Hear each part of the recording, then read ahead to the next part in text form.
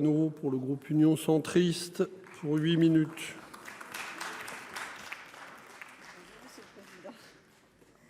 Monsieur le Président, Madame la Ministre, Madame la Présidente de la Commission des Affaires sociales, Madame la rapporteure, chers collègues. 2 ans nous séparent de l'examen de la première loi Rist au Sénat. Celle-ci était hospitalo-centrée et déjà elle avait suscité une avalanche de réactions, rappelez-vous. Aujourd'hui, la deuxième proposition de loi de Madame Stéphanie Rist concerne la médecine de ville. On ne peut pas dire aujourd'hui comme hier que ces initiatives remportent l'adhésion des professionnels. C'est même tout le contraire. Les médecins sont en grève et sont dans la rue. Je commencerai donc par 2 observations. La première observation, c'est la question de la temporalité et mes collègues l'ont déjà dit.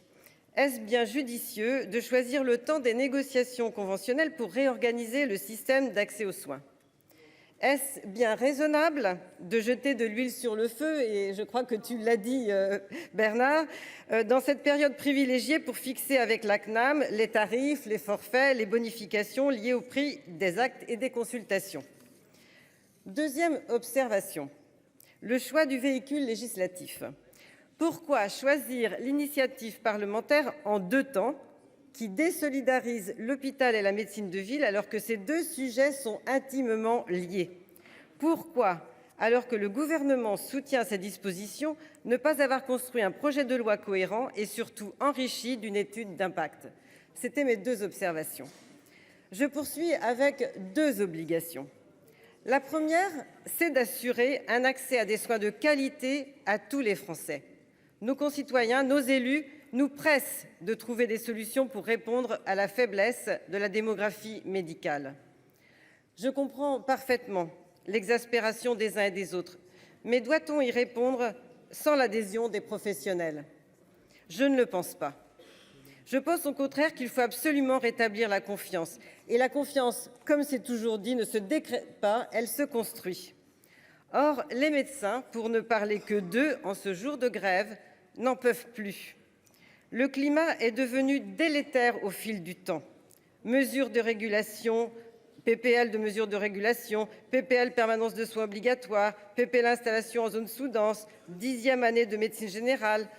On peut donc défendre l'objectif d'une offre de santé pour tous, mais on doit aussi préserver nos médecins. Maltraiter les soignants, c'est maltraiter les patients. Et je crois qu'il faut ramener la confiance et la sérénité. Les PPL qui traversent le temps législatif comme les ballons chinois traversent le ciel américain, ils n'en peuvent plus. C'est insupportable et tout cela a de fortes conséquences pour la médecine générale. Je ne vous dis pas combien de médecins j'ai rencontrés, combien de futurs médecins j'ai rencontrés, combien de futurs étudiants en médecine m'ont exprimé leur désarroi et leur désaffection pour cette spécialité. Prenons-y garde. La deuxième obligation étant de reconnaître la montée en compétence d'autres professionnels de santé. J'ai toujours, lors des PLFSS, tenté de proposer des amendements dans ce sens. Sans doute que le temps n'était pas venu. La première marche s'est d'ailleurs matérialisée à l'automne dernier par les annonces du CLIO. Je voudrais rappeler à mes collègues ce qu'est le CLIO. C'est le comité de liaison des institutions ordinales.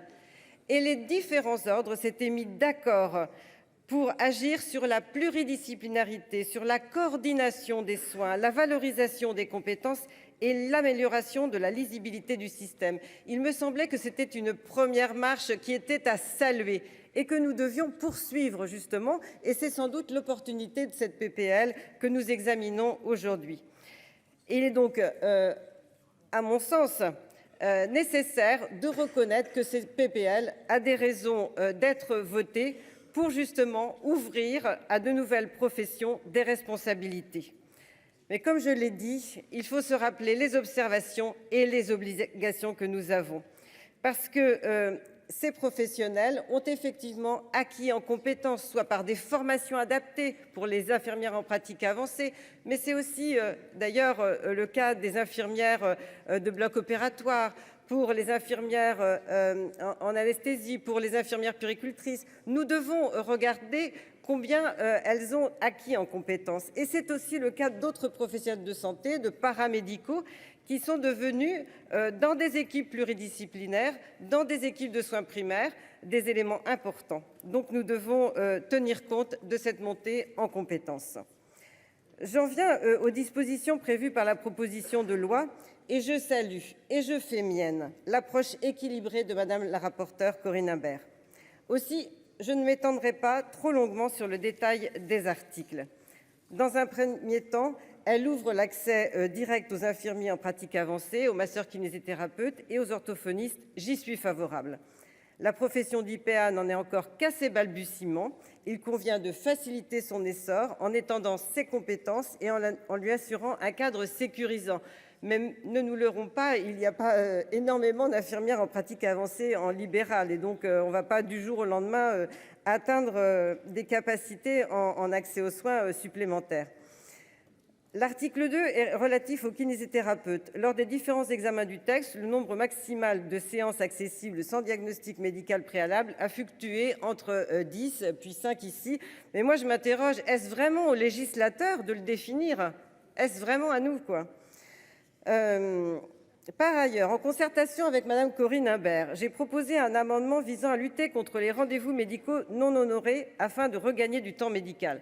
Moi, je trouve inacceptable que certains prennent des rendez-vous et qu'ils ne les honorent pas, au détriment de ceux qui en ont besoin et qui n'en obtiennent pas. Son objet est de confier à la convention médicale le soin de déterminer une indemnisation du médecin à qui un patient fait faux bond sans raison légitime. Je soutiendrai un amendement de la rapporteure pour étendre finalement ça à l'ensemble des professionnels de santé parce que, évidemment, on a pensé aux médecins parce que c'était eux surtout qui nous ont dit que c'était un levier important qu'il fallait prendre en compte. Mais je pense que dans d'autres professions médicales, il y a aussi des rendez-vous qui ne sont pas honorés. Donc cette indemnisation serait mise à la charge du patient responsable afin de responsabiliser les assurés sociaux. La CPAM pourra par exemple déduire la somme des remboursements ultérieurs versés aux patients. Mais même si ces amendements ne sont pas adoptés, parlons-en. Il est nécessaire d'en parler aujourd'hui. Nous connaissons tous les difficultés rencontrées par les familles pour accéder aussi à un orthophoniste. Cependant, on sait qu'ils sont aussi en nombre insuffisant pour répondre à la demande. Mais essayons de faciliter justement leur accès en évitant de passer par le médecin traitant parfois lorsqu'ils sont vus par exemple par le médecin de la protection maternelle et infantile. Bon, je reviens pas sur les autres articles parce que je suis totalement l'avis de la rapporteure. Mais pour conclure, je voudrais dire que cette proposition de loi crée des tensions au sein et entre certaines professions de santé. Cela est regrettable, alors que nous avons besoin de la pleine mobilisation de chacun dans cette lutte pour l'accès aux soins. Je me rapporte à une réflexion de Jean-François Deniau qui disait: que faire dans la confusion et l'inquiétude? Dire ce que l'on croit. Or moi, ce que je crois, c'est qu'il y a le CNR Santé. Nous n'avons pas encore les conclusions. Qu'il y a, je dirais, les 12 travaux du ministre de la Santé qu'il a annoncé à la fin du mois de janvier. J'en attends beaucoup et je pense qu'il faut se recentrer sur ces deux éléments qui sont importants parce que sinon, du même auteur, on dira dans le méli-mélo, j'ai toujours préféré le méli et c'est dommage de ne pas choisir l'ensemble. Merci. Merci. Donc, en l'absence de Monsieur Ravier, je vais passer tout de suite la parole à Madame Véronique Guillotin pour le groupe.